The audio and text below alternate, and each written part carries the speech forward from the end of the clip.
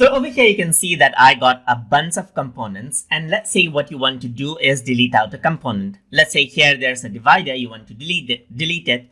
Then when you click on the divider, you get the dustbin icon, which you gotta click on, and the component will be deleted.